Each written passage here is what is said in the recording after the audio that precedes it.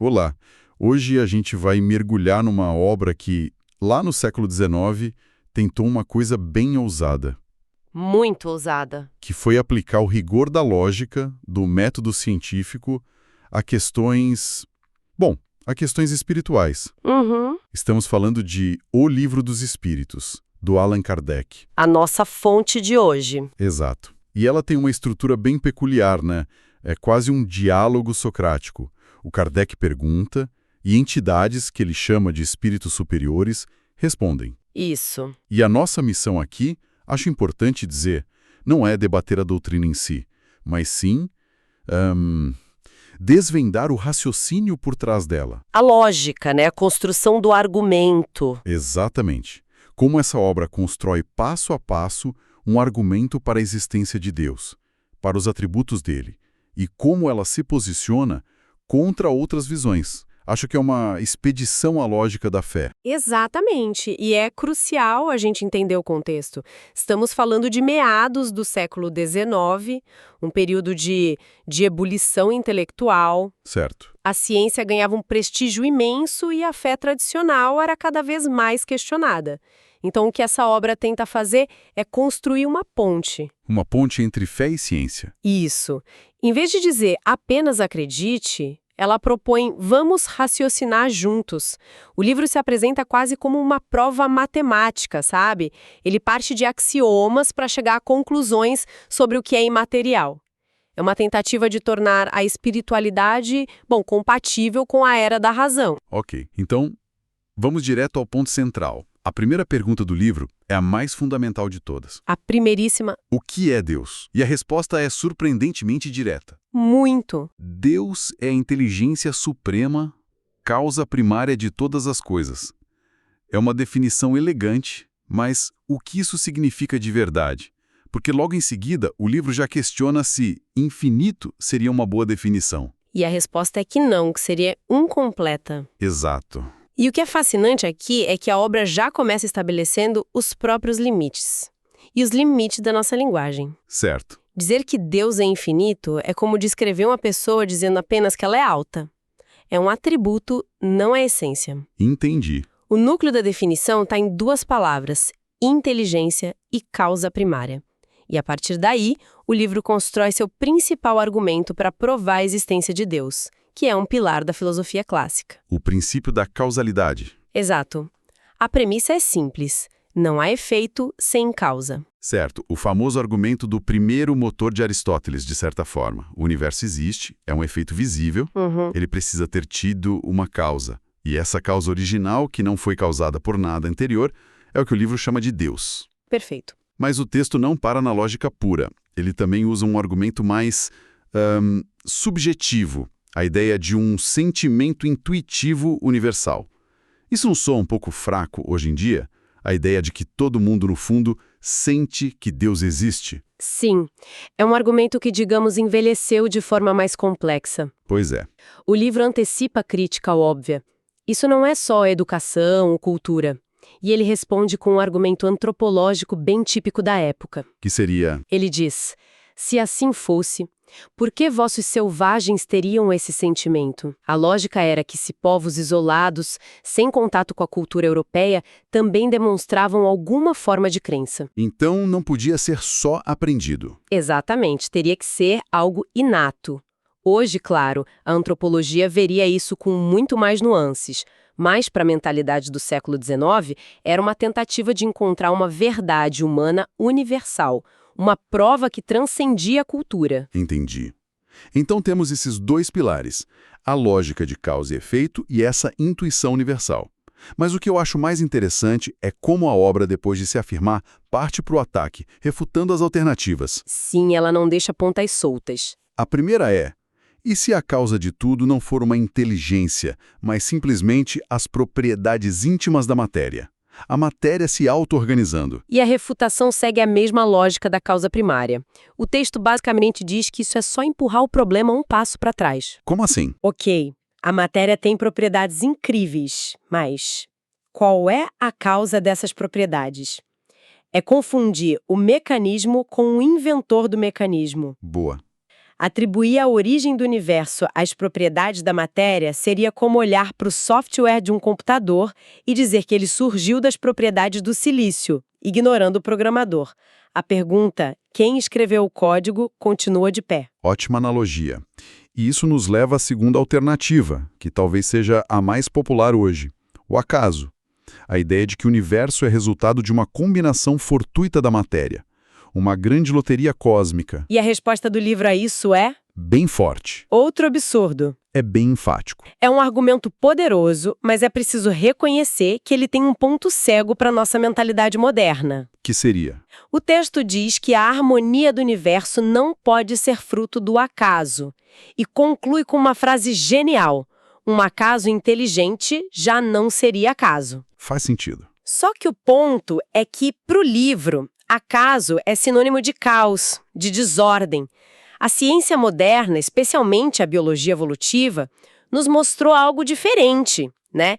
Ela nos mostra sistemas onde a ordem emerge de processos que usam o acaso como matéria-prima. A mutação genética, por exemplo. Exatamente, a mutação é aleatória, mas ela é combinada com um processo não aleatório, que é a seleção natural. O livro não tinha essa ferramenta para pensar. Ele viu uma posição binária, ou é inteligência planejada ou é caos puro. Entendi. Então, o debate todo depende de como a gente define acaso. Fascinante. Uhum. E a obra não fica só na filosofia, ela entra na psicologia da descrença com uma afirmação bem provocadora. Ah, sim. É o orgulho que gera a incredulidade. O homem orgulhoso não quer nada acima de si. Exato. E essa é uma observação psicologicamente astuta, mas também é uma jogada retórica perigosa, não acha? Por quê? Ao atribuir a descrença a um defeito moral, o orgulho, o livro meio que se esquiva do debate puramente racional. Se alguém discorda, não é por uma falha no argumento, mas por uma falha no caráter de quem discorda. É uma forma eficaz de blindar a própria tese, mas talvez não seja filosoficamente limpa. É um bom ponto. Então, depois de argumentar pela existência dessa inteligência suprema, como o livro descreve a natureza dela, ele volta àquela humildade inicial. Sim, ele retoma essa ideia. Quando perguntaram se o ser humano pode compreender a natureza íntima de Deus, a resposta é taxativa. Não. Esse é um sentido que lhe falta. Basicamente, não temos o hardware para processar essa informação. Sim, e ele promete um upgrade futuro. A compreensão viria quando seu espírito não estiver mais obscurecido pela matéria. É uma ideia de conhecimento progressivo que eu acho bem moderna. Verdade. Mas, mesmo com essa limitação, o livro se propõe a deduzir certos atributos de Deus através da lógica. E a lista é bem clássica. Que seria eterno, imutável, imaterial. Único, onipotente e soberanamente justo e bom. E o interessante é que isso não é apresentado como um dogma de fé. Cada atributo vem com uma justificativa lógica, né? Exatamente. Por exemplo, ele tem que ser eterno porque se tivesse um começo, quem o criou e quem criou o Criador. A regressão infinita. Para evitar isso, precisa haver uma causa primeira, sem começo. Certo. E a imutabilidade está ligada à estabilidade das leis do universo. Se Deus mudasse de ideia, a gravidade poderia funcionar de forma diferente amanhã. Ok, faz sentido. Para ser imutável, ele não pode ser material, porque a essência da matéria é a transformação. E por ser a causa de tudo, ele tem que ser único. Senão, teríamos múltiplas vontades, múltiplos poderes competindo, o que não se observa na unidade das leis da natureza. E ser único leva a ser onipotente. Exatamente. A lógica é bem amarrada dentro do seu próprio sistema. E o que me chama a atenção é que essa lista de atributos eterno, imutável, onipotente, isso não é uma invenção do Espiritismo. De forma alguma. Isso ecoa a teologia clássica de filósofos como Aristóteles, Tomás de Aquino. Precisamente. A grande diferença, a novidade da obra é a metodologia. Enquanto a teologia clássica muitas vezes se baseia na revelação divina ou na fé, o livro tenta derivar cada um desses atributos estritamente da observação e da lógica de causa e efeito. Ah, entendi. É como se Kardec estivesse tentando ser o cientista da teologia, sabe?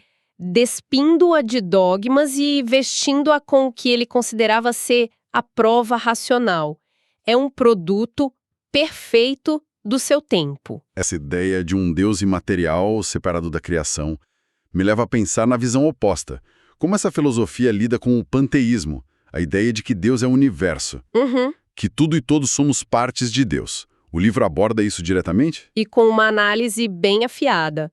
Primeiro, uma alfinetada psicológica muito parecida com a do orgulho. Qual? Não podendo fazer-se Deus, o homem quer pelo menos ser uma parte de Deus. Nossa. Depois ele parte para a lógica, com 2 argumentos principais. O primeiro é a velha questão da causa e do efeito.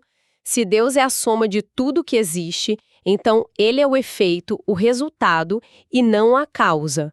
E para o livro, ele não pode ser as 2 coisas ao mesmo tempo. E o segundo argumento é sobre a mudança, certo? Isso. Se Deus fosse a matéria do universo, ele estaria em constante transformação.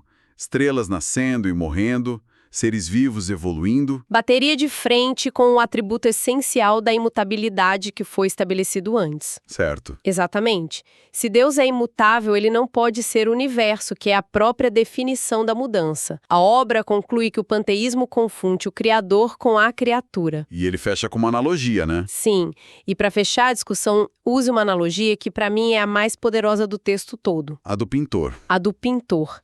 A inteligência de Deus se revela em suas obras como a de um pintor no seu quadro. No entanto, as obras de Deus não são o próprio Deus, assim como o quadro não é o pintor que o imaginou e o executou. Essa imagem deixa a distinção filosófica deles cristalina. A analogia do pintor e do quadro é ótima. Então, se a gente olhar para a jornada completa, o livro nos leva por um caminho bem estruturado. Muito. Ele parte de uma definição, usa a lógica e a intuição para prová-la, refuta as alternativas, deduz os atributos divinos e, por fim, defende sua visão contra uma filosofia oposta. É um sistema bem fechado. Muito bem fechado.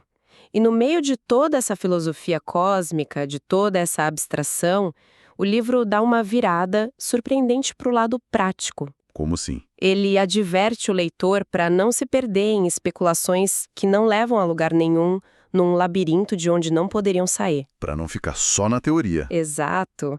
E a conclusão é que o conhecimento mais útil não é necessariamente decifrar a natureza íntima de Deus, mas algo muito mais terreno. A recomendação final é estudar as suas próprias imperfeições a fim de se libertarem delas. Ah, interessante. No fim das contas, a busca por entender o macrocosmo deve servir para aperfeiçoar o microcosmo, que é o próprio indivíduo.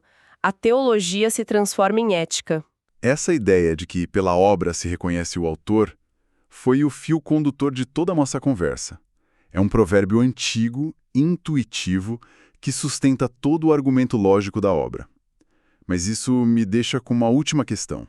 Um pensamento para levar conosco. Manda! Hoje, o nosso entendimento da obra, do universo, é muito mais estranho e complexo do que no século XIX, né? Nem se compara. Nós temos a física quântica, com sua aleatoriedade inerente. Temos a teoria do caos e principalmente o conceito de sistemas complexos emergentes, Certo. onde fenômenos incrivelmente ordenados, como a consciência no cérebro ou a inteligência coletiva de um formigueiro, surgem de regras simples e interações locais, sem um arquiteto central, sem um plano diretor. A ordem nasce do caos, de baixo para cima. A pergunta que fica é: como aquele antigo provérbio se sustenta diante dessa nova compreensão da obra? Uma obra que parece se criar sozinha, de certa forma, muda o jeito como a gente pode pensar sobre o autor.